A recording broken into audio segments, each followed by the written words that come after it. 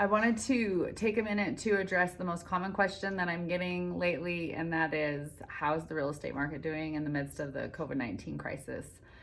Well, it's actually still going great, and I think it's pushing a lot of things to happen that might have taken years to happen.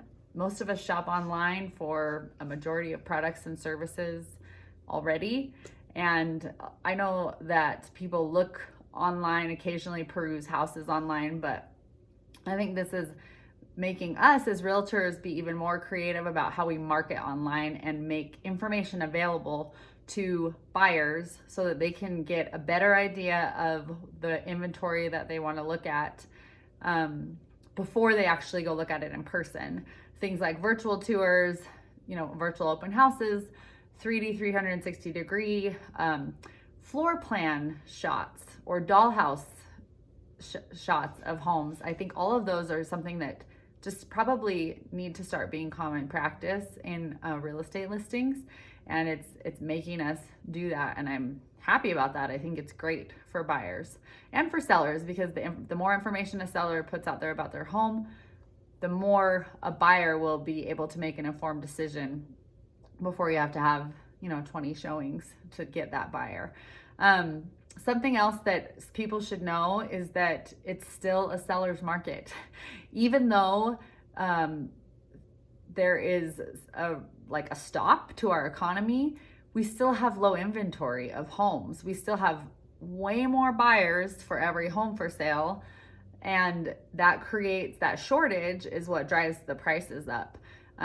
So if you're a seller and you've been thinking about putting your home on the market, maybe you paused because all of this was happening, it's actually still a really good time to put your house on the market, especially because buyers are looking at homes online way more than they did before. People have more time on their hands than they did before to sit at home and peruse things on the internet, shop online. So they're shopping for homes online if they've been thinking about it. Also, people have been stuck in their homes, working from home with lots of kids at home, like me. I've had 5 kids at home doing online learning and my business from home. I've realized I need an office with a door that shuts.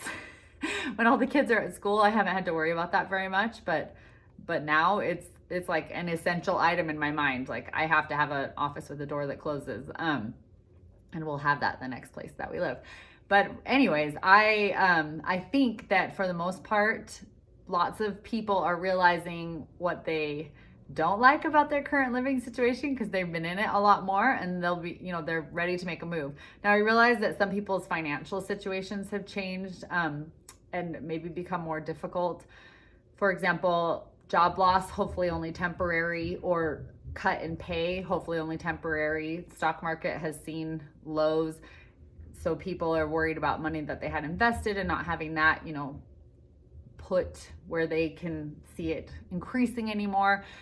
Those are all tricky things, and I know that might have some buyers pausing, but I don't think that that's going to be a long-term issue. I think that the majority of people, when we start recovering from all of this in the next, hopefully 6 months to a year, everything's just going to pick right back up. And I think the housing market is going to be part of that recovery.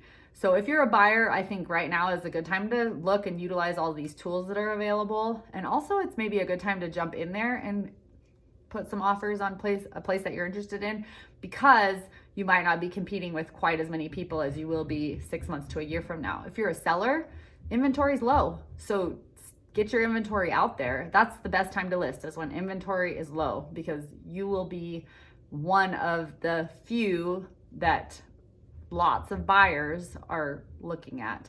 And that low inventory drives the demand up, drives the price up of your home. There are some lending issues, and I can provide links or information to those videos. That lending wise, things are going to probably be a little more restrictive.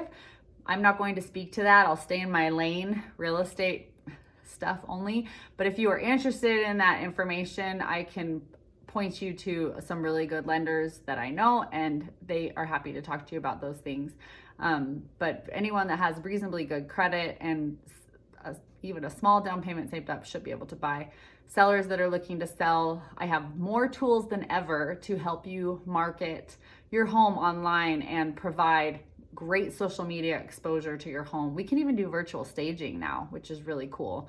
Virtual tours, like I said, I listed some of those at the beginning of the video, but virtual open houses, virtual tours, virtual staging, 360-degree photos, floor plan photos, dollhouse layout things, so people can really get a feel for the property. Drone photography, so they can see where it's located and what the neighborhood's like and the surrounding area, geography. It's really neat. So all of those things are available to us. Those are things that we can discuss if you want to list, and I can let you know how that all works.